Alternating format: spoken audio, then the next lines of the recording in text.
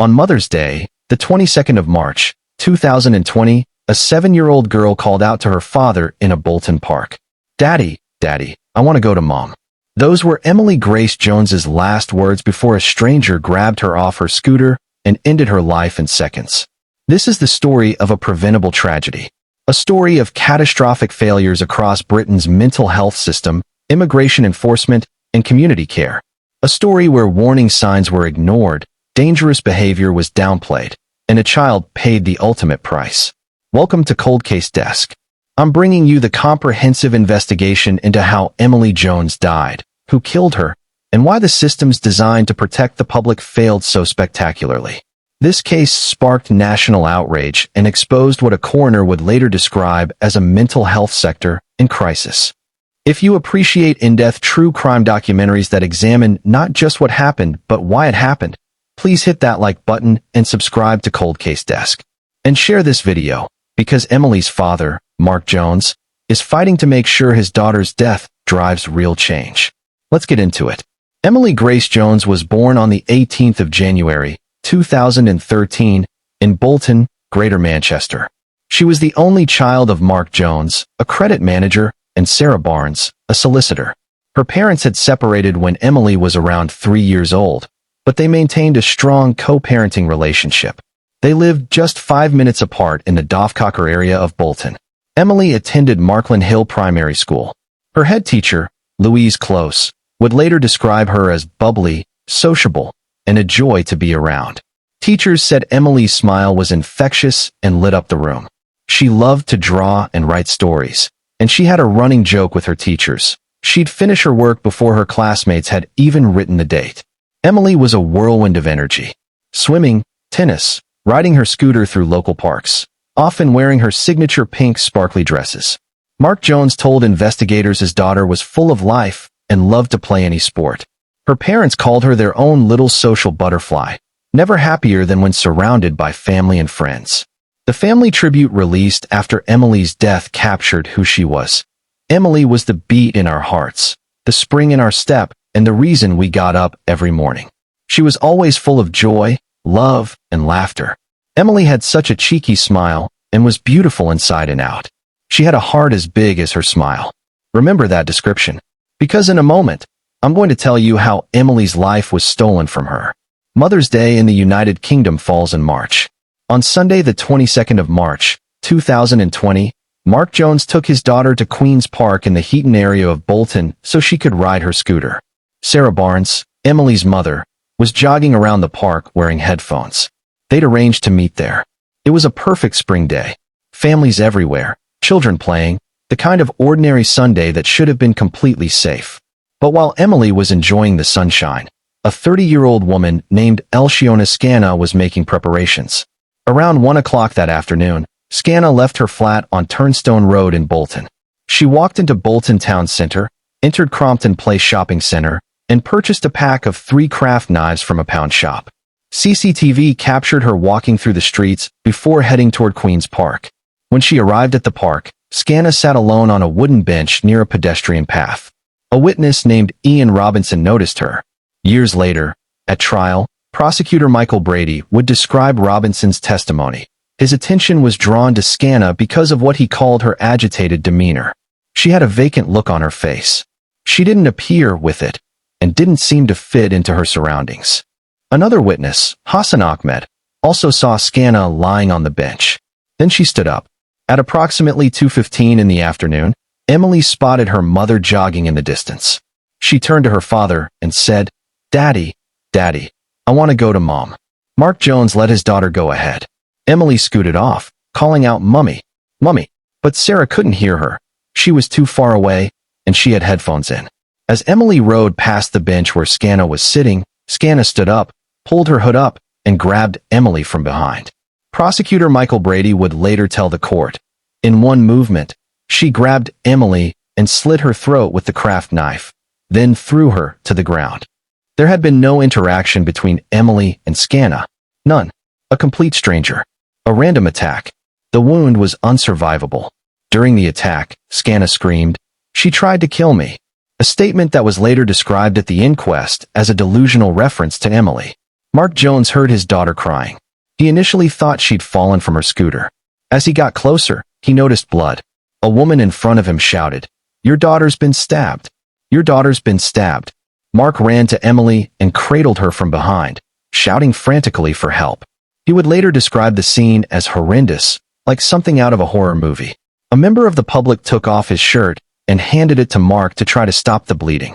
Someone Mark believed was a trained nurse took over first aid. Meanwhile, a man named Tony Canty had witnessed the attack.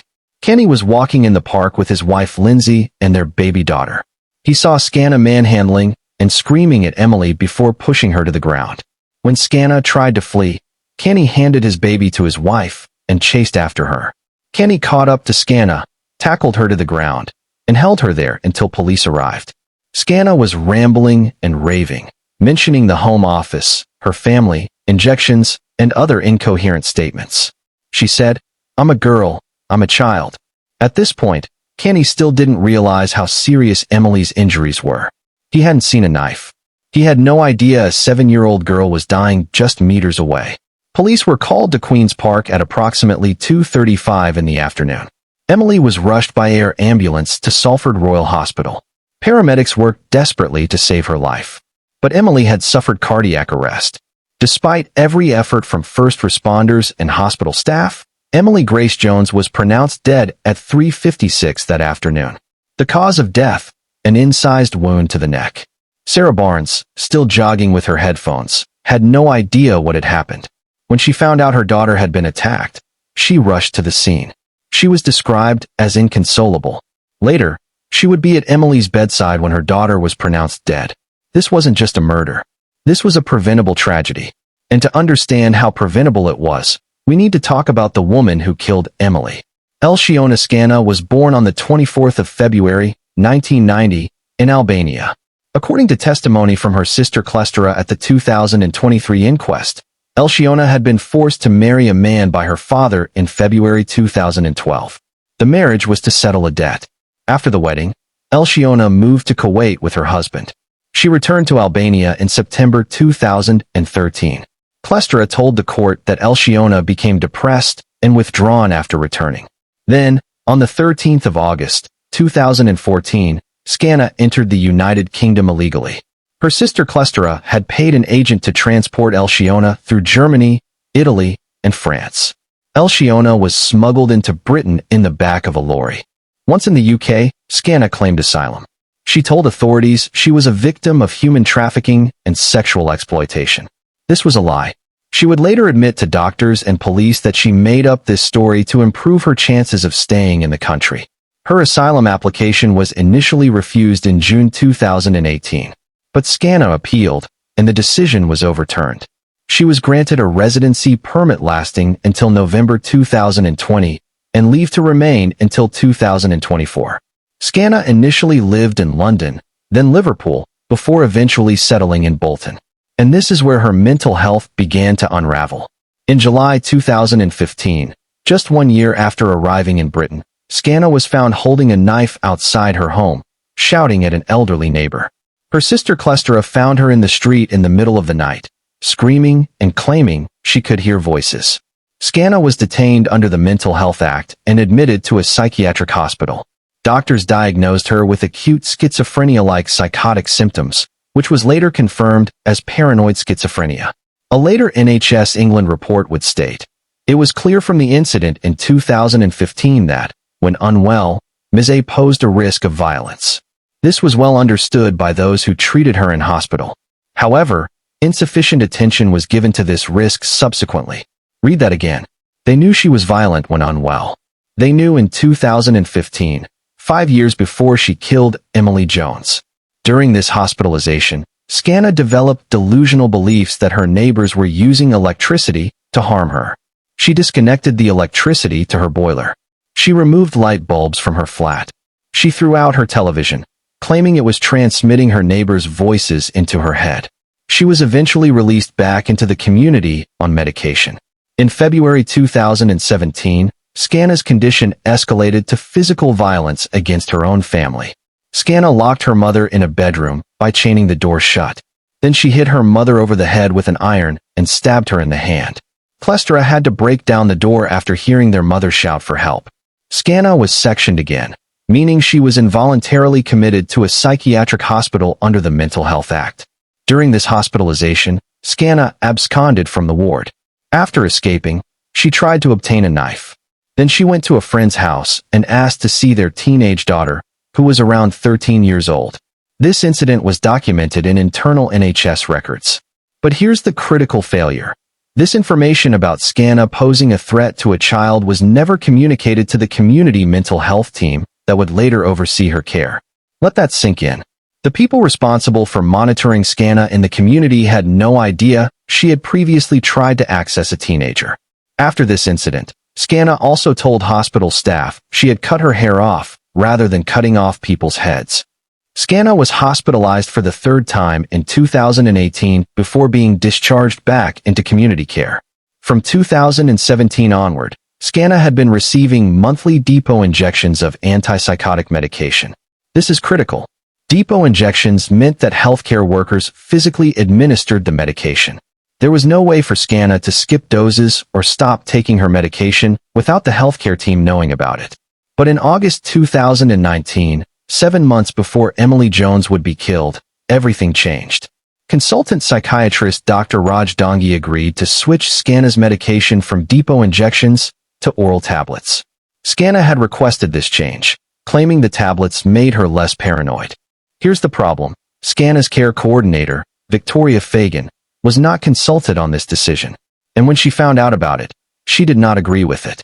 Fagan told Dr. Dongi that switching to oral medication would make it much harder to monitor whether Scanna was actually taking her medication.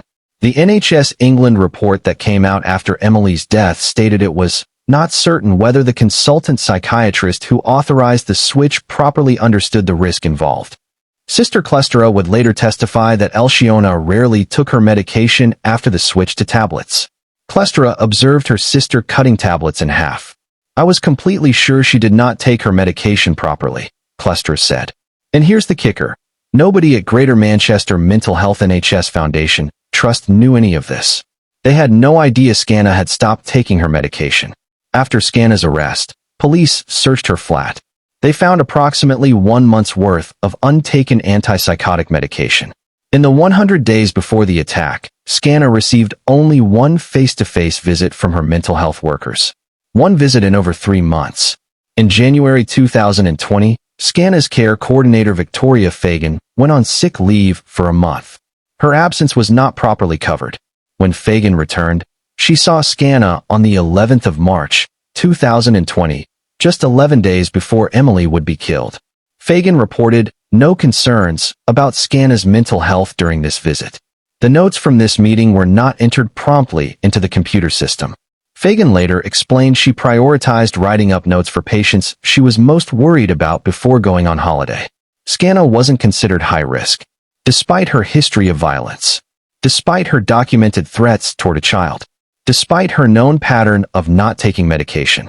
On the 20th of March, 2020, just 2 days before the attack, Sister Clestra took Elsiona to Bentley House, a mental health service in Bolton. Clestra was deeply concerned about her sister's deteriorating mental health. She had witnessed Elsiona not sleeping at night, showering and straightening her hair at 3 o'clock in the morning, cutting her medication tablets in half. Clestra wanted her sister placed back on injection medication. They arrived at Bentley House. They waited in the waiting room. 45 minutes passed. No doctor arrived. Elsiona got up and walked out of the waiting room. Just left. This was not followed up by any healthcare worker. Nobody called. Nobody checked. Nobody seemed to care that a woman with a documented history of violence and psychosis had walked out of a mental health clinic. 2 days later, Emily Jones would be dead. Back at Queen's Park, police arrived and arrested Elsiona Scanna. Body-worn camera footage captured the exchange. "Officer, what's in your backpack?" "Scanna. ID and everything." "Yes, and a knife." After her formal arrest, Scanna was asked again about her bag contents. She said, "No bombs, no nothing. Just my ID and my mom's ID card. There is a knife, some water, some juice, nothing." The bloodied craft knife was recovered from her backpack. Forensic analysis confirmed it contained Emily's blood. Scanna was examined by Dr. Santhini Farrell, who monitored her with a team of 5 medics. Scanna told the doctor, "I know I'm a paranoid schizophrenic." Dr. Farrell described Scanna as clean and well-kept, maintaining fixed, staring eye contact. Scanna told psychiatrists she had been psychotic, hearing and seeing things. She claimed she was perfectly normal before arriving in the UK. Scanna was detained under the Mental Health Act and transferred to Rampton Secure Hospital, a high-security psychiatric facility in Nottinghamshire. On the 20th of May, 2020, Greater Manchester Police formally named and charged Elsiona Scanna with murder and possession of a bladed article. For Emily's parents, the nightmare was just beginning. The family released a statement. "We are beyond devastated that this random act of violence means we will never get to see our beautiful little girl grow up into the wonderful young lady she was showing such promise of becoming. It is truly heartbreaking to wake up to a world without Emily in it, and we cannot comprehend why this has happened." They thanked the members of the public who assisted in the park and expressed gratitude to the emergency services for doing their utmost to save Emily's life. The community was in shock. Teachers from Markland Hill Primary School were heartbroken. The headmistress paid tribute. "I want you to know how much Emily was loved. She will be missed by all her friends and all the staff. Her loss has left a hole in our hearts, and the school will never be the same again." On the 26th of May, 2020, Elsiona Scanna appeared via video link at Manchester and Salford Magistrates Court. She did not enter a plea and was remanded in custody while psychiatric reports were prepared. The case proceeded to Crown Court. On the 6th of November, 2020, Scanna appeared for a plea hearing. And here's where things got complicated. Scanna pleaded not guilty to murder, but she pleaded guilty to manslaughter on the grounds of diminished responsibility. For those unfamiliar with UK law, let me explain the difference. Murder requires proof that the defendant intended to kill or cause serious harm and had the mental capacity to form that intent. Manslaughter on grounds of diminished responsibility means the defendant's mental illness substantially impaired their ability to understand their actions or exercise self-control. The key question, was Scanna so mentally ill that her responsibility for Emily's death was diminished? Or was she using her history of mental illness as, in the prosecutor's later words, a convenient excuse behind which to hide? The judge granted a 7-day adjournment for the prosecution to consider whether to accept the manslaughter plea or proceed to a full murder trial. The prosecution decided to push forward. They wanted Scanna convicted of murder. The trial took place from the 26th of November to the 4th of December, 2020, at Minchell Street Crown Court in Manchester. Presiding, Mr. Justice Wall. Prosecuting, Michael Brady, Queen's Counsel. Defending, Simon Soka, Queen's Counsel. The prosecution's case was built on evidence of premeditation and awareness. They argued that Scanna knew exactly what she was doing, that she planned the attack, and that she should be held fully responsible. The prosecution presented several key pieces of evidence. First, CCTV footage showing Scanna purchasing the craft knives earlier on the day of the attack. This suggested planning. Second, witness testimony about Scanna's behavior in the park. She was sitting on a bench with an agitated, vacant demeanor. She stood up, pulled her hood up, and grabbed Emily as the child scooted past. This suggested she was lying in wait. Third, Scanna's attempt to flee the scene. After attacking Emily, she ran. She only stopped because Tony Canny tackled her to the ground. This suggested consciousness of guilt. But the most damning evidence came from Rampton Secure Hospital, where Scanna was being held. Jonathan Pettit, a psychiatric nurse and team leader at Rampton Hospital, testified about conversations he'd had with Scanna. Pettit revealed that Scanna had told him, "I killed someone. That's the reason why I'm here. It was premeditated. I waited in the park, I picked my victim, and I killed somebody and tried to run away." Premeditated. Pick my victim. Those were Scanna's own words. In another conversation, Scanna said, "Like I said, it's been 3 months. What do you want me to do? Cry all the time?" The prosecution argued this showed Scanna understood exactly what she had done and was manipulating the system by claiming diminished responsibility. The defense called Dr. John Crosby, a consultant psychiatrist, who testified that Scanna had a partial defense to murder because she was suffering an abnormality of mental functioning at the time of the attack. Dr. Crosby explained that paranoid schizophrenia can cause delusions, hallucinations, and a complete break from reality. He argued that Scana's actions were driven by psychotic beliefs, not rational planning. But the most influential testimony came from Dr. Syed Afghan, the consultant forensic psychiatrist treating Scana at Rampton Hospital. Dr. Afghan testified there was ample evidence that Scana had paranoid schizophrenia. He described observing Scana's behavior at the hospital, which painted a disturbing picture of her mental state. During Scana's detention at Rampton, it was mutually agreed to discontinue her antipsychotic medication temporarily to establish a baseline for assessing her mental health. What happened next was chilling. Hospital staff observed Scana watching television. A girl who resembled Emily Jones appeared on screen. Scana began laughing hysterically. In another incident, Scana became enraged. Staff described her as frothing at the mouth. Dr. Afghan resumed antipsychotic medication on the 16th of October, 2020, because Scana's mental state had deteriorated so dramatically. Under cross-examination, Dr. Afghan confirmed, violence while under psychosis. While she's been psychotic, she's been violent, yes. He stated there were no alternative theories to explain Scana's actions besides psychosis from paranoid schizophrenia. After hearing Dr. Afghan's testimony, something remarkable happened. On the 4th of December, 2020, the final day of the trial, Prosecutor Michael Brady stood up and made an announcement. Having reviewed all the evidence in this case, the Crown has come to the conclusion that there is no longer any realistic prospect of conviction for murder. The prosecution was withdrawing the murder charge. Brady told the court, "It is not a decision that has been taken lightly by the Crown. It's a decision taken with care and mindful of the sensitivity of the case." The trial judge directed the jury to formally return a not guilty verdict on the murder charge. Elchiona Scana was now convicted only of manslaughter on grounds of diminished responsibility.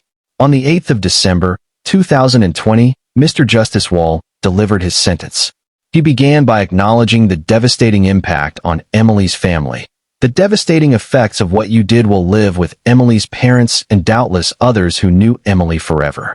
It is obvious that nothing I can do or say can restore Emily to her family or offer any real comfort to them in their immense loss. The judge then addressed Scana directly. The facts of this case are chilling. The background to the killing is your enduring mental health condition. But here's the crucial finding. Mr. Justice Wall determined that despite her mental illness, Scana retained a significant amount of responsibility for Emily's death. The judge noted several factors. First, Scana had purchased the knife that morning. Second, she had gone to the park and waited on a bench. Third, she attempted to flee after the attack. Fourth, she had concealed from healthcare workers that she was not taking her medication. The judge stated, "I am satisfied on the basis of the evidence given that you suffer from paranoid schizophrenia. The nature and degree of it warrants your detention in hospital. However, you also require punishment because of the element of culpability involved." Mr. Justice Wall imposed a Section 45, a hybrid order. This is a life sentence that combines hospital detention with imprisonment. Here's how it works. Scana would be detained at Rampton Secure Hospital and treated for her mental illness. If and when doctors determined she was mentally well enough to leave the hospital, she would be transferred to prison to serve the remainder of her sentence. The minimum term before eligibility for release was set at 8 years. The judge concluded, "If you are never deemed fit for release, you will remain in hospital or prison for the remainder of your days." Mark Jones was present in court for the sentencing. His reaction was one of anger and frustration. In a statement read to the court, Mark said, "Emily was a vulnerable child full of innocence and wonder. She was just starting off on her path of life, and her future was cut short. Our future has also been taken away.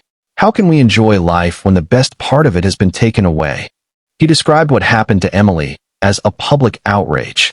After the sentencing, Mark told reporters, "She had some capacity, not full capacity, but she had some capacity. She knew what was right from wrong, and she picked someone vulnerable, which was my beautiful daughter." 8 years before eligibility for release seemed like a slap in the face. But the story didn't end there. On the 26th of January, 2021, Mr. Justice Walda Ed called everyone back to court. The judge admitted he had made a calculation error. He explained, "When I passed that sentence, I had forgotten that from the 1st of April, 2020, The law as to the minimum period to be served by a violent or sexual offender whose sentence was or exceeded 7 years was 2/3, and not 1/2 of the sentence. It is an error to which all in court fell, for which I take full responsibility. Here's what that meant. The judge had calculated that a 16-year determinate sentence, divided in half, equaled 8 years. But the law had changed in April 2020. For violent offenders with sentences of 7 years or more, they must serve 2/3 of the sentence, not 1/2. 2/3 of 16 years equals 10 years and 8 months. The minimum term was increased from 8 years to 10 years and 8 months. Mark Jones welcomed the correction but stated, "Whether it's 10 years or 20, it won't be enough for me. I will keep fighting tooth and nail for her to stay there for the rest of her life." In August 2021, Elsiona Scana was granted leave to appeal her sentence. This meant the Court of Appeal would review the case and determine whether the sentence was too harsh. For Mark Jones, this was devastating. The thought that Scana's sentence might be reduced was unbearable. The appeal hearing took place on the 2nd of February, 2022, at the Court of Appeal in London. The panel consisted of 3 judges. Lady Justice Maker, presiding. Mr. Justice Sweeney. Mr. Justice Morris. Scana appeared via video link from Rampton Hospital. Defense barrister Simon Soka argued that the minimum term of 10 years and 8 months was too long. He also argued that the judge should have imposed only a hospital order with restrictions, not a hybrid order combining hospital and prison. Soka submitted, "To carry out the act in a busy park on a Sunday is, in itself, evidence of some deluded reality that is playing out entirely in Ms. Scana's mind." The defense was essentially arguing that Scana was so mentally ill that she should never be sent to prison at all. She should remain in a hospital indefinitely, and if she recovered, she should simply be released. The Court of Appeal was having none of it. Lady Justice Maker delivered the panel's unanimous decision. The appeal was rejected. Lady Justice Maker acknowledged the sentencing judge had a difficult exercise, but accepted his original decisions. She found there was sufficient evidence to determine Scana knew that what she did was wrong and attempted to escape detection and escape the scene. She stated, "We consider that the judge bore in mind all responsibilities to the sentencing exercise that he must conduct and did so in a fashion that is to be commended. We accept the sentence was severe, but we regard it to be in line with the circumstances of the case as a whole." The court rejected both grounds of appeal, the length of the minimum term and the hybrid order itself. Lady Justice Maker concluded with sympathy for the family. Those difficulties, however, pale into insignificance when we consider the trauma and tragedy that befell Emily's family on March the 22nd and will no doubt live with them throughout the rest of their lives. We express our deepest sympathies for Emily's loss. Words cannot adequately encompass the grief that her family and friends have been subject to. After the appeal was rejected, Mark Jones spoke to reporters outside the court. "I'm more relieved than happy, but I think justice and common sense prevailed. We all know she's a manipulative and dangerous individual, and the 3 judges all saw that today." He added, "As long as I'm breathing, I'll do everything I can do to keep her where she is. She needs to be locked up for the rest of her life. She's a dangerous individual. She'd do it again to any child. I would bet my bottom dollar on that." When asked if he could ever forgive Scana, Mark said, "I know people say it's good for your mental health to forgive, but in this instance, I'm afraid I can't. How dare she touch my daughter? How dare she put her hands on her? So no, I can't forgive her." An inquest was initially opened on the 1st of April, 2020, by acting senior coroner Alan Walsh at Bolton Coroner's Court. Walsh made a statement that captured the magnitude of the tragedy. "In my 20 years as a coroner, this is one of the most tragic deaths that I have dealt with. The loss of a beautiful, innocent, lively, intelligent, and lovely 7-year-old in these circumstances is an unimaginable tragedy." The inquest was then adjourned to allow for the criminal trial to proceed. It wouldn't resume until May 2023, more than 3 years after Emily's death. The full inquest lasted 8 days and was held at Bolton Coroner's Court. Senior Coroner Timothy Brennan presided. Over those 8 days, the coroner heard testimony from family members, healthcare workers, police officers, and psychiatric experts. What emerged was a picture of catastrophic system-wide failures, ***. Mark Jones attended every day of the inquest. Sarah Barnes also gave evidence. Both parents were determined to get answers. One of the most powerful testimonies came from Elsiona Scana's sister, Clestra Scana. Clestra described living with her sister in the months before the attack as like living in a horror movie. She testified that Elsiona was very unwell in the days and weeks leading up to the attack. She was hearing voices in her head.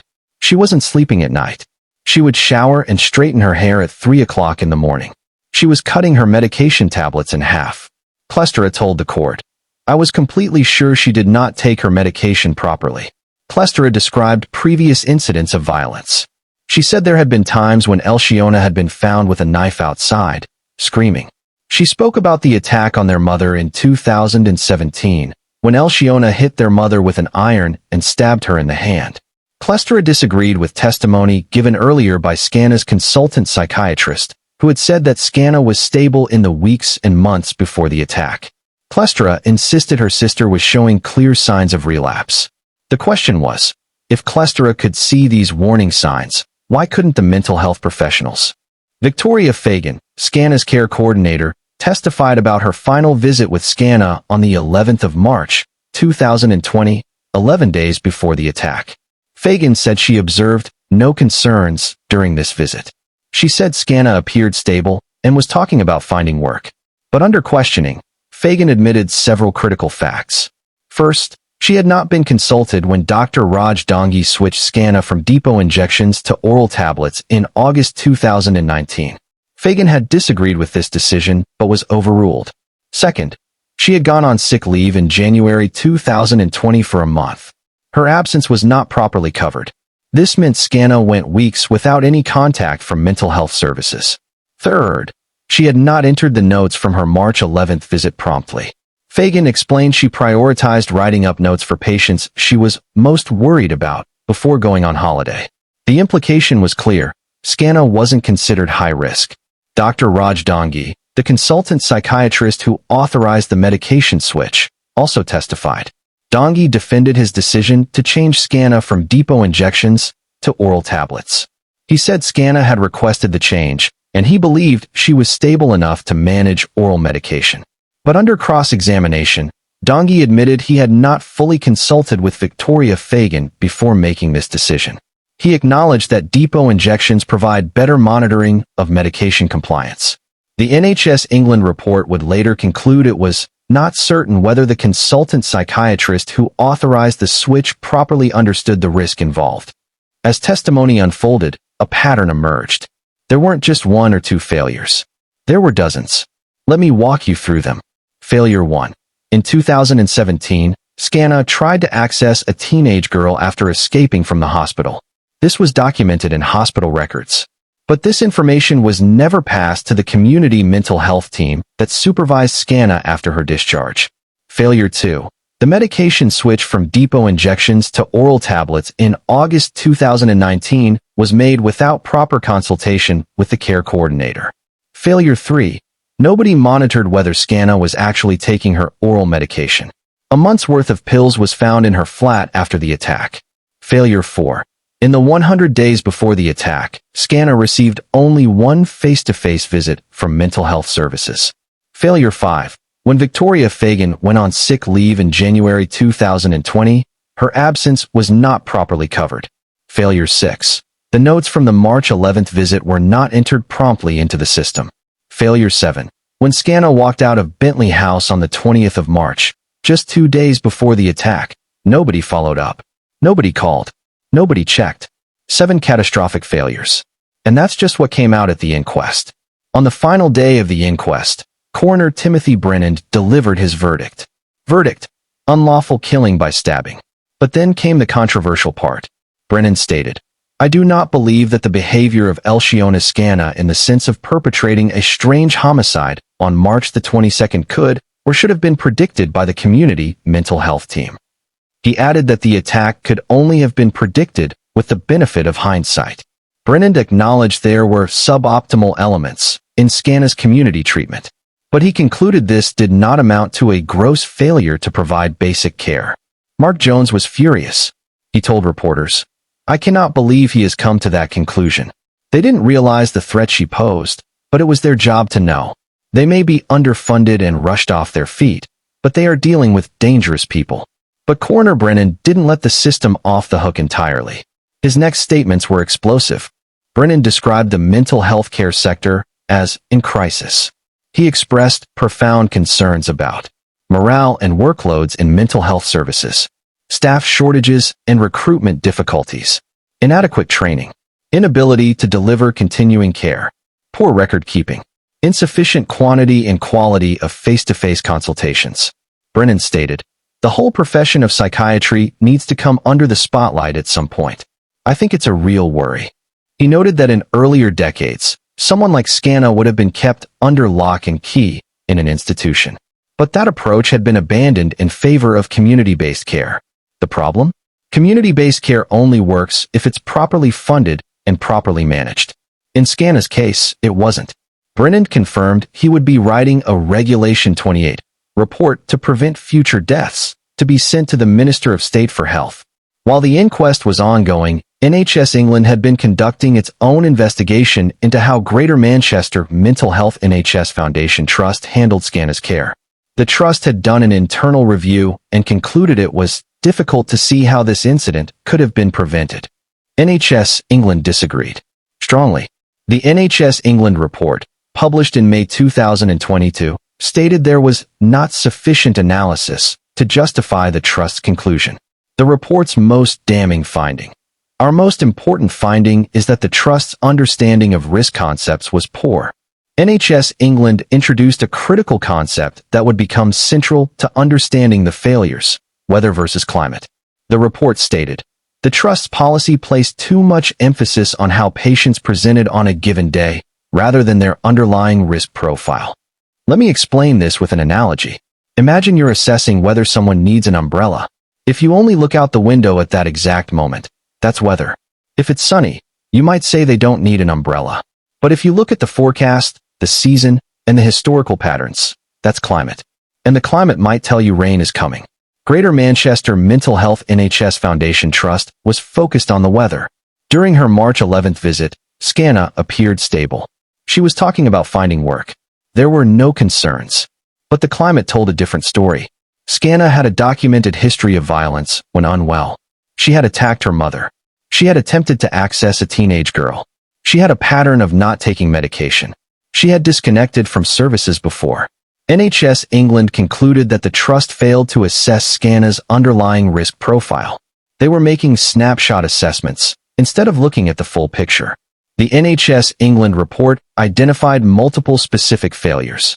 Finding 1. It was clear by 2017 that Ms. A presented risks to others when she was ill, but not when she was well. This should have been the cornerstone of her care plan. When Scana was unwell, she was dangerous. Therefore, ensuring she stayed well, primarily through medication compliance, should have been the top priority. Finding 2. Ms. A had a history of ambivalence around medication. In other words, Scana didn't like taking her medication. She had stopped taking it before. This was known. Yet the trust switched her to oral tablets that she could easily skip. Finding 3. Information about the threat to a child in 2017 was not communicated to the community mental health team. This is staggering. Hospital records documented that Scana had tried to access a teenager. But this information never reached the people supervising her in the community. Finding 4. The medication switch in August 2019 was made without properly understanding the risks. Dr. Raj Dongi authorized the switch without fully consulting Victoria Fagan and without appreciating that depot injections were the only way to guarantee Scana was taking her medication. Finding 5. Only one face-to-face visit occurred in the 100 days before the attack. For someone with Scana's risk profile, this was wholly inadequate. Finding 6. No one at the trust was aware Ms. A had stopped taking her medication. Because she was on oral tablets, and because nobody was monitoring her closely, the trust had no idea Scana was deteriorating. Finding 7. Ms. A walking out of Bentley House on the 20th of March was not followed up. This was the final missed opportunity. Scana's sister brought her to a mental health clinic, clearly concerned about her deteriorating state. Scana walked out. Nobody followed up. 2 days later, Emily Jones was dead. After reading the NHS England report, Mark Jones held a press conference. The report clearly shows there were failings. They knew she didn't comply with oral medication, but they allowed her to take it on her own. That is a ridiculous thing to do. She was a ticking time bomb. Mark called the Trust's internal review absolute nonsense. They outlined all these failings, and there were a lot. And at the end of it, their finishing line was, "We still think the attack on your daughter was unpreventable," which is ridiculous. Mark demanded an apology from the Trust. As of the inquest in 2023, he had not received one. "I want the horrible story of what happened to my daughter to be told. It's not that I want people to feel sorry for us, but it needs to be told because it's an absolute public outrage." Mark Jones also announced he was considering legal action against Greater Manchester Mental Health NHS Foundation Trust and was sending a 10-page document to Greater Manchester Police Professional Standards Branch, demanding a full investigation. Greater Manchester Mental Health NHS Foundation Trust issued a statement following the publication of the NHS England report. "We treat incidents of this kind with the utmost seriousness and completed an internal rigorous review. Whilst this identified learning for our services, the review found there were no markers of deterioration in Miss Scannah's mental state or behavior which would have foreseen this tragic event." The statement continued, "We have accepted the findings of the NHS England investigation and will implement all recommendations. We extend our deepest condolences to Emily's family." But Mark Jones wasn't satisfied. He told reporters, "They're just trying to cover their backs. They failed my daughter, and they need to own it." Remember, Elsiona Scannah entered the United Kingdom illegally on the 13th of August, 2014. She was smuggled into the country in the back of a lorry. Upon arrival, Scannah claimed asylum. She told UK border agency officials that she was a victim of human trafficking and sexual exploitation. This was a lie. Scannah would later admit to multiple doctors and police officers that she made up this story to improve her chances of being allowed to stay in the country. Her asylum application was initially refused in June 2018, but Scannah appealed, and the decision was overturned.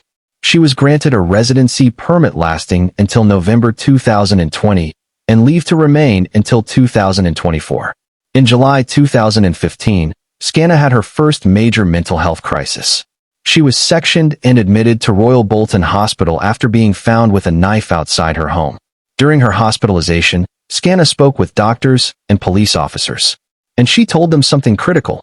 She had lied on her asylum application. She also said she wanted to go back to Albania. This information was documented in hospital records. The Home Office was informed. Nothing happened. In February 2017, Scannah attacked her mother and was sectioned for a second time. Once again, during this hospitalization, Scannah spoke with doctors and police. And once again, she admitted she had lied on her asylum application. She repeated that she wanted to return to Albania. This information was documented. The Home Office was informed for a second time. Still, nothing happened. At the 2023 inquest, Mark Jones's lawyer, Sefton Kwasnick, revealed that a plan had been discussed between the Home Office and Greater Manchester Police to repatriate Scannah to Albania. Kwasnick stated, "If the Home Office had done their job properly, Miss Scannah wouldn't have been here in the first place. She twice told doctors that she lied in her asylum application. She twice told doctors and police that she wanted to go home, in 2015 and 2017. The plan to repatriate Scannah was never followed up. Nobody can explain why." At the inquest, Coroner Timothy Brennan directly addressed the Home Office failures. He stated that the Home Office offered no explanation for why Scannah's admissions that she had lied on her asylum application were not acted upon. Brennan acknowledged that Mark Jones may well feel and is entitled to feel that Scannah should never have been allowed into the country. After the inquest, Mark Jones told reporters, "The Home Office has blood on their hands. They knew she lied. They knew she wanted to leave. They did nothing. My daughter would be alive if they had done their job." The Scannah case became part of a broader national conversation about asylum seekers with serious mental illness. Conservative politicians seized on the case as evidence of failures in the asylum system. Labor politicians countered that the real issue was underfunding of mental health services. But both sides agreed on one thing. Someone, somewhere, dropped the ball catastrophically. A Home Office spokesperson issued a brief statement following the inquest. We are carefully considering the findings from the inquest and any further recommendations by the coroner. No apology. No acknowledgement of specific failures. Just a generic statement. Let's be clear about what should have happened. When Scanna admitted in 2015 that she had lied on her asylum application, the Home Office should have immediately revoked her leave to remain and initiated deportation proceedings. When she repeated this admission in 2017, while detained in a psychiatric hospital after violently attacking her mother, the Home Office should have fast-tracked her removal. Instead, Scanna remained in the UK. She continued living in Bolton. She continued receiving mental health services that were clearly inadequate. And on Mother's Day, 2020, she took a craft knife to Queen's Park and murdered a 7-year-old girl. Now let's talk about how Emily is being remembered. Because despite the failures that led to her death, the response from her community has been extraordinary. Markland Hill Primary School, where Emily was a student, launched a fundraising campaign to create a memorial garden in her honor. Head teacher Louise Close announced, "We want a lasting legacy for this little girl who was taken so soon, so quickly and tragically. Her loss has left a hole in our hearts, and the school will never be the same again." The initial fundraising target was £5,000. That target was reached within 12 hours. The campaign ultimately raised £14,870.94 from 774 supporters. Local businesses stepped up to help. All Seasons Grounds Contractors Limited provided planting work. Northwestern Plants Limited donated plants from their wholesale nursery. Heaton Fold Garden Center donated bulbs. The memorial garden was completed in summer 2021. It features a special bench, flowers that bloom year-round, and a plaque with Emily's name and dates. Teachers and students visit the garden to remember Emily. On the anniversary of her death each year, the school holds a memorial service where children plant new flowers. Sarah Barnes, Emily's mother, wanted to create a different kind of legacy for her daughter. She launched a GoFundMe campaign titled "A Legacy for Emily Jones" to help others. The funds would benefit the Bolton Lads and Girls Club, which provides sports and art activities for children across Bolton. Sarah wrote on the fundraising page, "Our daughter Emily Grace Jones died on the 22nd of March, 2020, having been attacked by a stranger in the park whilst playing on her scooter. Emily would have loved to help others, and Bolton Lads and Girls Club provide the perfect opportunity to help children achieve their goals and provide much-needed support." The response was overwhelming. The campaign raised over £8,800 in under 24 hours. Ultimately, it collected £28,957 from 1,400 donations. The money has been used to provide free or subsidized access to sports programs, art classes, and mentoring services for children who might not otherwise be able to afford them. Sarah Barnes now volunteers as a mentor at the Bolton Lads and Girls Club herself. She told a local newspaper, "I can't bring Emily back, but I can help other children in her name." That's what she would have wanted. Mark Jones has channeled his grief into advocacy. He partnered with 100 Families, a charity founded by Julian Hendy. Hendy's father was murdered by a mental health patient in 2007. Since then, Hendy has worked tirelessly to support families affected by mental health homicides and to push for reforms in how dangerous patients are managed. Hendy told reporters, "Around 120 people a year are killed here by people with mental illness. 10 of them are children. These deaths are preventable. We know how to prevent them. We just need the political will and the funding." Mark Jones has become a vocal advocate for stricter mental health detention protocols and better monitoring of high-risk patients. He has met with members of parliament, given interviews to national media, and spoken at conferences about mental health and public safety. His message is simple. No other family should go through what we've been through. The system needs to change. Now, Mark Jones is also considering legal action against Greater Manchester Mental Health NHS Foundation Trust. In June 2023, Mark sent a 10-page document to Greater Manchester Police Professional Standards Branch, demanding a full investigation into whether criminal charges should be brought against any individuals involved in Scanna's care. Mark told reporters, "Someone needs to be held accountable. These weren't just mistakes. These were catastrophic failures that cost my daughter her life. If that doesn't warrant criminal charges, I don't know what does." As of the end of 2023, No criminal charges had been filed against any healthcare workers or administrators.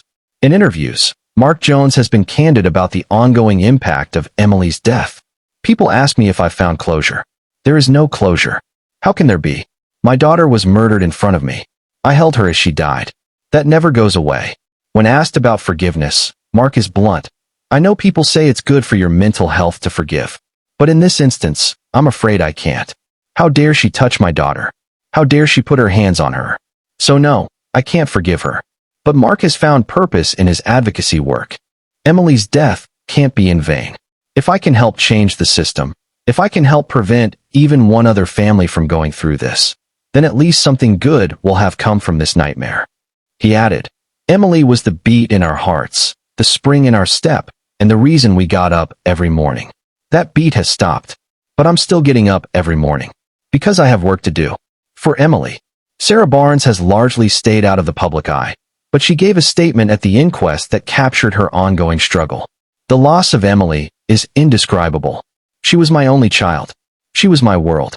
I will draw no comfort until I'm able to fully understand what led to my daughter's death. Sarah's work with the Bolton Lads and Girls Club has become her way of coping. Friends say she throws herself into the volunteer work, often spending 20 or more hours a week mentoring children. One friend told a local newspaper, Sarah says that when she's at the club, helping these kids, she feels close to Emily. Like she's doing what Emily would have wanted her to do. Bolton rallied around Emily's family in the aftermath of the murder. Vigils were held. Flowers and teddy bears piled up at the entrance to Queen's Park. Thousands of people signed online petitions calling for reforms to mental health services. Local MP Yasmin Qureshi met with Mark Jones and Sarah Barnes multiple times. She raised Emily's case in Parliament, calling for a full government inquiry into how the mental health system failed. The mayor of Bolton issued a statement. Emily's death has shaken our community to its core. We pride ourselves on being a safe place to raise children. This tragedy has forced us to confront some difficult truths about the gaps in our safety net. Elsiona Scanna remains detained at Rampton Secure Hospital in Nottinghamshire. She is in a high-security ward for women with serious mental illness. According to reports, Scanna is receiving ongoing treatment with antipsychotic medication. Staff at the hospital describe her as compliant with treatment while under close supervision. Scanna will not be eligible for release until she has served her minimum term of 10 years and 8 months. That means the earliest possible release date would be in November 2030. But release is far from guaranteed. Even after serving the minimum term, Scanna can only be released if, first, her mental health has improved to the point where she no longer requires hospital treatment. Second, a parole board determines she no longer poses a risk to public safety. If her mental health improves sufficiently that she no longer requires hospital care, she will be transferred to prison to serve the remainder of her life sentence. And if she is never deemed safe for release, she will remain in hospital or prison for the rest of her life. Mark Jones has vowed to fight any attempt to release Scanna. As long as I'm breathing, I'll do everything I can do to keep her where she is. I'll be at every parole hearing. I'll present evidence. I'll make sure they understand exactly what she did and exactly how dangerous she is.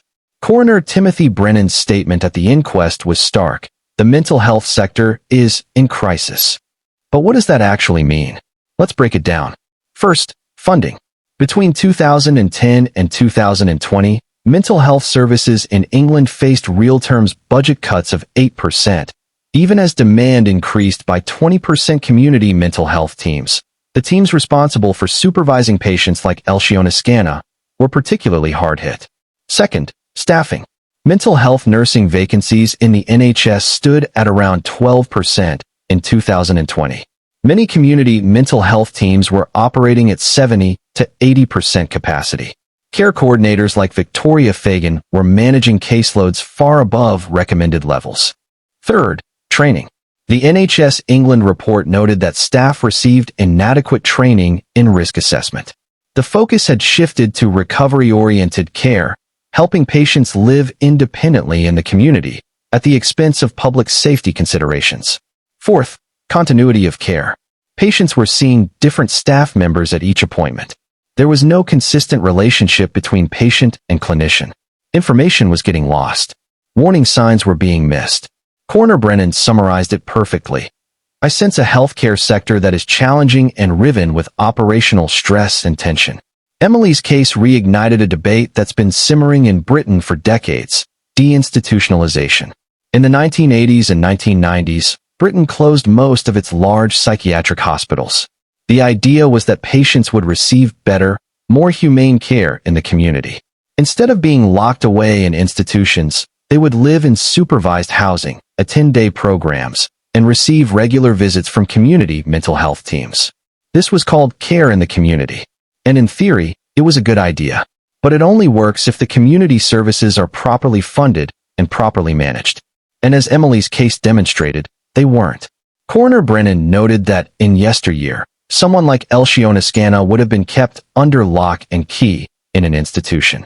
She would never have been living independently in a flat in Bolton with minimal supervision. Critics of deinstitutionalization argue that some patients are simply too dangerous to be managed in the community. They need long-term, secure hospitalization. Defenders of community care argue that the problem isn't the policy, it's the implementation. With proper funding and proper oversight, community care can work.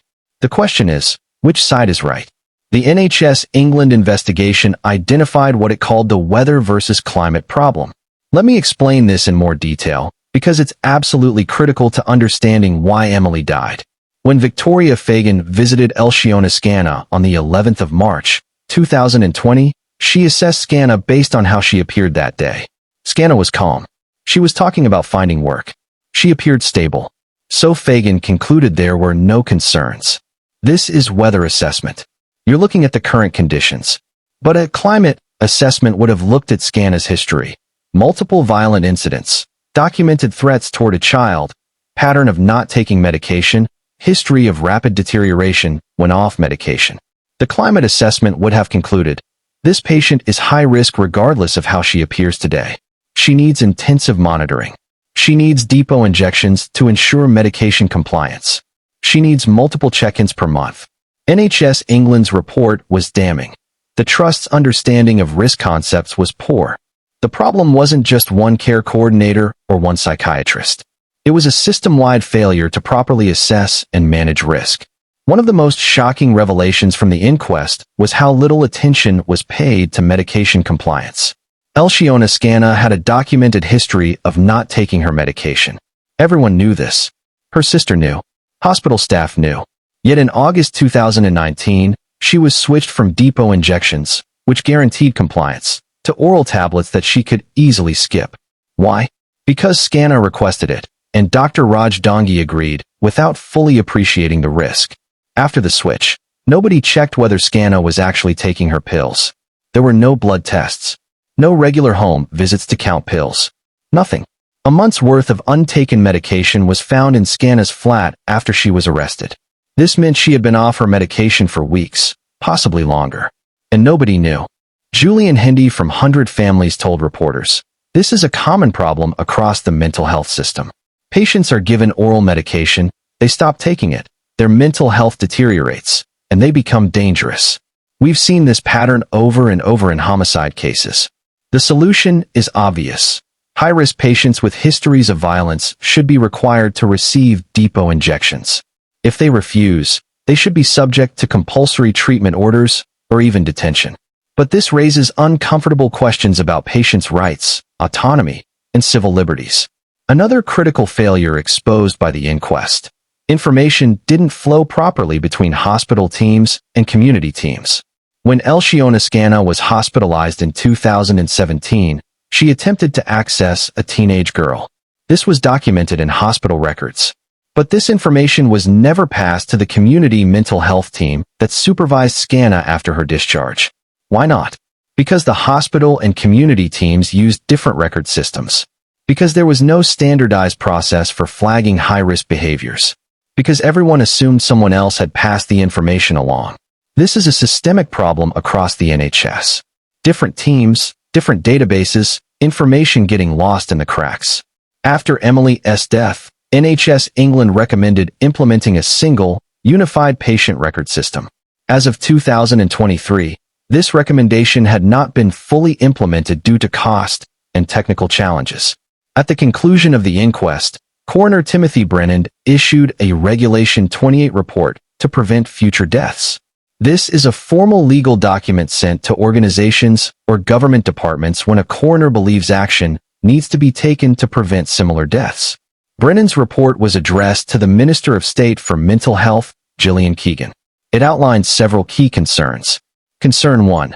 Community mental health services are severely under-resourced, leading to inadequate monitoring of high-risk patients. Concern 2. Staff morale is extremely low, with high rates of burnout and turnover. Concern 3. Risk assessment training is insufficient, with too much focus on current presentation rather than historical risk factors. Concern 4. There is no effective system for ensuring medication compliance among high-risk patients in the community. Concern 5. Information sharing between hospital and community services is inadequate. The Minister of State for Mental Health is legally required to respond to a Regulation 28 report within 56 days, explaining what action will be taken. The response, issued in July 2023, was disappointing to Mark Jones and other campaigners.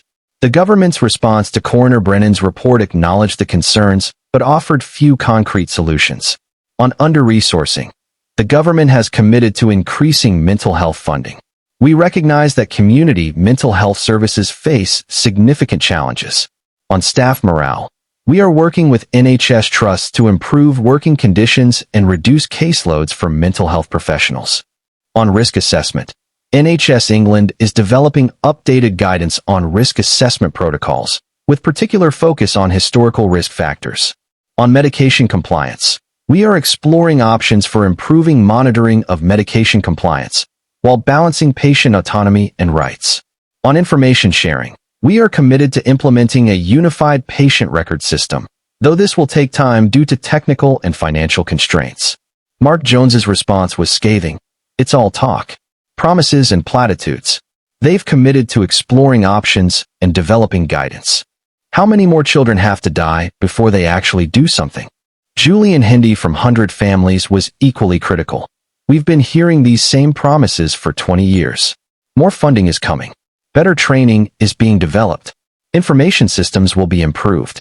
Meanwhile, people keep dying. So what has actually changed since Emily Jones's death? Let's be brutally honest, not much. Greater Manchester Mental Health NHS Foundation Trust implemented some internal reforms. Reform 1. Care coordinators are now required to document detailed justifications when recommending changes to medication delivery methods. Reform 2. Risk assessment tools have been updated to include more emphasis on historical risk factors. Reform 3. When care coordinators go on sick leave, their caseloads must be formally reassigned to ensure continuity of care. Reform 4. Information about violent incidents or threats toward children must be flagged and read in patient records and communicated to all future care teams. These are positive steps, but they only apply to one NHS trust in Greater Manchester. There's no evidence these reforms have been implemented nationally, and the fundamental problems remain: underfunding, understaffing, inadequate training, poor information systems. Julian Hindi from 100 Families often cites a grim statistic. Approximately 120 people per year in the United Kingdom are killed by someone with mental illness. 10 of those victims are children. That's one child every 5 weeks. Emily Jones was one of 10 children killed in 2020. There have been similar numbers every year since. 2021, 11 children. 2022, 9 children. 2023, 12 children. Each of these cases has its own unique circumstances. But when you read the serious case reviews and inquest reports, you see the same patterns again and again. Patient with history of violence when unwell. Switch from depot injections to oral medication. Poor monitoring of medication compliance. Inadequate face-to-face contact. Information not properly shared between teams. Warning signs missed or ignored. Then tragedy. Mark Jones told reporters, "Emily wasn't the first child to die this way, and she won't be the last. Unless something fundamentally changes, this will keep happening." Emily's case is tragically not unique. Let me give you a few examples of similar cases from recent years. Case 1. In 2017, a man named Matthew Daly stabbed and killed artist Donald Locke in a road rage incident in West Sussex. Daly had paranoid schizophrenia and had stopped taking his medication. His community mental health team had seen him only once in the previous 6 months. The inquest found missed opportunities to prevent the killing. Case 2. In 2019, a man named Nicola Edgington stabbed and killed grandmother Sally Hodkin on a London street. Edgington had previously been detained in a psychiatric hospital after killing her mother. She was released into the community despite warnings from hospital staff that she remained dangerous. The serious case review found multiple failures in risk assessment. Case 3. In 2015, a man named Ryan Champion murdered his father after stopping his antipsychotic medication. His GP had switched him from depot injections to tablets. His family repeatedly contacted mental health services expressing concern. Nothing was done. The inquest jury found the death could have been prevented. The patterns are identical. History of violence. Switch to oral medication. Inadequate monitoring. Warning signs ignored. Preventable death. Emily's case has reignited a difficult debate about where to draw the line between protecting patients' rights and protecting public safety. On one side are civil liberties advocates who argue that people with mental illness shouldn't be locked up or forcibly medicated unless they've actually committed a crime. They point out that the vast majority of people with mental illness are not violent. They argue that involuntary treatment is a violation of human rights. On the other side are victims' families and public safety advocates who argue that when someone has a documented history of violence when unwell, society has a duty to ensure they remain well, even if that means compulsory medication or detention. Mark Jones falls firmly in the second camp. I understand the civil liberties argument. I really do. But where were my daughter's civil liberties? Where was her right to play safely in a park? When you've attacked your own mother with an iron, when you've tried to access a teenager, when you've been sectioned multiple times, you've lost the right to refuse treatment. Mental health advocates counter that forced treatment can be traumatic and counterproductive. They argue for a rights-based approach that emphasizes patient autonomy. But Julian Hindy from 100 Families asks, how many deaths are acceptable in pursuit of patient autonomy? Because that's what we're really talking about. We've decided as a society that protecting patient rights is more important than protecting potential victims. Is that really the trade-off we want to make? There are no easy answers here. But Emily's death forces us to confront these uncomfortable questions. It would be dishonest not to address the elephant in the room. Elchiona Scana's immigration status became a political flashpoint. Right-wing politicians and media outlets seized on the case as evidence that Britain's asylum system is broken. They argued that Scana never should have been in the UK, that her false asylum claim should have been caught, and that her admission to lying should have resulted in immediate deportation. Nigel Farage tweeted, Emily Jones would be alive today if our borders were properly controlled. How many more innocent victims before we secure our borders? Conservative backbenchers called for stricter deportation policies for asylum seekers with mental illness or criminal histories. But critics argue this misses the point. The real failure wasn't immigration policy, it was mental health care. Even if Scana had been a British citizen, the same systemic failures would have existed. Mark Jones himself has largely avoided making this a political issue. He's focused his anger on the mental health system and the Home Office's failure to follow up on Scana's admissions. But he's been careful not to blame immigration broadly. In one interview, Mark said, I don't care where she came from. Albanian, British, it doesn't matter. What matters is that the systems that were supposed to keep my daughter safe failed catastrophically. That's what we need to fix. It's worth asking, how do other countries handle high-risk mental health patients? Are there models we can learn from? Australia has implemented something called a forensic mental health order system. Patients with histories of serious violence can be placed under long-term supervision orders that require depot medication, regular check-ins, and immediate detention if they show signs of deterioration. These orders can last for years and are reviewed regularly by tribunals. The Netherlands has a system of TBS orders, essentially indefinite psychiatric detention for people who commit serious crimes while mentally ill. Patients are held in secure facilities until they're deemed no longer dangerous. This can mean lifetime detention. It's controversial, but has significantly reduced mental health homicides. Norway emphasizes early intervention. Anyone diagnosed with serious mental illness is assigned a dedicated care coordinator who maintains weekly contact. Depot medications are standard for anyone with a history of violence. The system is expensive but effective. Norway has one of the lowest rates of mental health homicides in Europe. The United States has a patchwork system that varies by state. Some states have assisted outpatient treatment, laws that allow courts to order people with serious mental illness to comply with treatment. Others rely entirely on voluntary compliance. Results are mixed. The UK model, emphasizes community care with minimal compulsion, falls somewhere in the middle. It works well for most patients. But for high-risk individuals like Elsiona Scanna, it's clearly inadequate. Mark Jones has been clear about what reforms he believes are necessary. In his meetings with MPs and in media interviews, he's outlined a 5-point plan. Point 1. Mandatory depot injections for any patient with a history of violence when medication is non-compliant. No exceptions. No patient choice in this matter if you've proven you're dangerous when unwell. Point 2. Minimum monthly face-to-face visits for all high-risk patients. Not phone calls. Not video calls. Actual in-person assessments. Point 3. Unified patient records across the NHS so information about violent incidents is automatically flagged and available to all care teams. Point 4. Stricter thresholds for discharging patients from secure hospitals into community care. If there's any doubt about safety, they stay in hospital. Point 5. Criminal accountability for healthcare workers or administrators whose gross negligence leads to preventable deaths. That last point is controversial. Mark believes individuals should face criminal charges when their failures lead to deaths. He's called for police to investigate the healthcare workers involved in Scanna's care. I'm not talking about honest mistakes, Mark says. I'm talking about systemic failures, gross negligence, people not doing their jobs. When that leads to a child's death, someone should go to prison. So far, no criminal charges have been filed against anyone involved in Scanna's care. Sarah Barnes has been less vocal about systemic reform, but in a rare interview with a local newspaper in 2022, she shared her perspective. I can't think about the big policy debates. That's too abstract for me. I just think about my daughter. I think about the specific moments where someone could have done something different. When Elsiona walked out of that clinic 2 days before the attack, someone could have followed up. If just one person had made one phone call, Emily would be alive.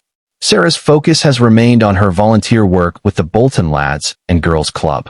She told the newspaper, "I can't change the mental health system. I can't change immigration policy. But I can help children right now, today, in Emily's name. That's what keeps me going." Elsiona Scanna will be eligible for parole in November 2030, just 7 years from now. Mark Jones has already started preparing for that parole hearing. He's collecting documents, statements, and evidence to present to the parole board. "I'll be there," Mark says. "I'll present evidence of every violent incident. I'll present psychiatric testimony. I'll present evidence of her history of deception and manipulation. I'll make sure they understand exactly who she is and exactly what she's capable of." But parole decisions don't consider past crimes alone. They focus on current risk. The key questions will be, does Scanna still have paranoid schizophrenia? Almost certainly yes. Schizophrenia is a chronic condition. Is her mental health stable on medication? Possibly. She's been compliant with treatment while in secure hospital under supervision. Would she remain stable if released? Unknown. Her history suggests she stops taking medication when left to her own devices. The parole board will hear testimony from psychiatrists at Rampton Hospital, risk assessors, and victim impact statements from Mark and Sarah. Julian Hindy from 100 Families notes, "The problem with parole hearings is they're often overly optimistic. Psychiatrists testify that the patient is doing well in hospital, responding to treatment, showing remorse. Then they're released, they stop taking medication within weeks, and someone else dies." Mark is adamant. "She will never leave that hospital. Not while I have breath in my body. I'll fight her release at every parole hearing for the rest of my life, if I have to." Here's the question we need to confront. Could another Emily Jones die next year? The honest answer is, yes. The same systemic failures that led to Emily's death still exist. Community mental health teams are still understaffed and underfunded. Risk assessment practices haven't fundamentally changed across most NHS trusts. Information sharing between hospital and community teams is still inadequate. Monitoring of medication compliance is still poor. Julian Hindy puts it bluntly. Unless there's a massive injection of funding and a complete overhaul of how we assess and manage risk, we'll keep seeing these deaths. Maybe not in Bolton, maybe not in a park, but somewhere, somehow, another high-risk patient will be inadequately monitored, they'll stop taking their medication, they'll have a psychotic break, and they'll kill someone. Coroner Timothy Brennan expressed similar concerns in his Regulation 28 report. I am concerned that there is a risk that future deaths could occur unless action is taken. But despite these warnings, real reform remains elusive. Why haven't the reforms been implemented? The answer, as always, comes down to money. Doubling face-to-face visits for high-risk patients would require hiring thousands more community mental health nurses. That costs money. Implementing a unified patient record system across the NHS would cost billions of pounds. That costs money. Building more secure psychiatric hospital beds would cost hundreds of millions. That costs money. Providing intensive training on risk assessment would require taking staff off the floor for training days. That costs money. Governments of both parties have promised increased mental health funding. Some additional money has been provided, but it hasn't been nearly enough to address the fundamental problems. Mark Jones is bitter about this. They can always find billions for other things. New weapon systems, tax cuts for the rich. But when it comes to protecting children from preventable deaths, suddenly there's no money. It's obscene. Despite all the failures, despite all the systemic problems that remain unresolved, Emily Jones is not forgotten. The Memorial Garden at Markland Hill Primary School remains a place where students, teachers, and community members go to remember her. Fresh flowers are left there regularly. The Bolton Lads and Girls Club continues to help children in Emily's name. Sarah Barnes's volunteer work there ensures Emily's legacy of kindness and joy lives on. Mark Jones's advocacy work with 100 families means Emily's story is told at conferences, in Parliament, in media interviews. Her death has become a rallying cry for reform. In 2022, Bolton Council unveiled a permanent memorial bench in Queen's Park, not far from where Emily died, but in a different location chosen by Mark and Sarah. The plaque reads, "In loving memory of Emily Grace Jones. Forever 7 years old. Forever in our hearts. May her light inspire kindness." Mark Jones has become unexpectedly eloquent in his advocacy. In a speech to a mental health conference in 2023, he said, "Emily was just 7 years old. She was riding her scooter. She was calling out to her mom. She was doing what 7-year-olds do on a sunny Sunday afternoon. And in seconds, her life was over. Not because of some unavoidable tragedy, not because of some unforeseeable accident, but because multiple systems failed, multiple people dropped the ball, and nobody was held accountable. I'm not asking for the impossible. I'm asking for the basics. Monitor high-risk patients properly. Make sure they take their medication. Share information between teams. Follow up on warning signs. These aren't radical ideas. They're common sense. But in the absence of common sense, I'll keep telling Emily's story. I'll keep pushing for reform. I'll keep demanding accountability. Because if I stop, if I give up, then my daughter died for nothing. And I will not let that happen." Here's the uncomfortable truth that nobody in power wants to say out loud. Preventing mental health homicides requires making choices that limit patient autonomy and cost significant money. You can't have comprehensive community care for high-risk patients on the cheap. You can't monitor medication compliance without frequent face-to-face visits. You can't properly assess risk without adequate staffing and training. You can't share information between teams without investing in technology. And you can't protect public safety without sometimes overriding patient preferences, requiring depot injections, imposing community treatment orders, extending hospital stays. These are difficult, expensive choices. Politicians of both parties have been unwilling to make them because they're politically unpopular and fiscally costly. So instead, we muddle along with an underfunded, understaffed system that works well enough for most patients most of the time. But for high-risk patients like Elsiona Scana, it fails catastrophically. And when it fails, 7-year-old girls die in parks on Mother's Day. The murder of Emily Grace Jones was preventable. Not possibly preventable. Not arguably preventable. Preventable. Full stop. If the Home Office had deported Elsiona Scana after she admitted lying on her asylum application in 2015, Emily would be alive. If Dr. Raj Dangi had not switched Scana from depot injections to oral tablets in August 2019, Emily would be alive. If Victoria Fagan had not been on sick leave for a month in January 2020, or if her absence had been properly covered, Emily would be alive. If someone had followed up after Scanna walked out of Bentley House on the 20th of March, Emily would be alive. If any one of these failures had not occurred, Emily Grace Jones would be 14 years old right now. She'd be in secondary school. She'd be hanging out with friends. She'd be arguing with her parents about screen time and curfews. She'd be living the normal, beautiful, ordinary life of a teenager. Instead, she's dead, buried in a cemetery in Bolton, remembered in a memorial garden and on a park bench and in the hearts of everyone who loved her. This case isn't just about Elshiona Scanna.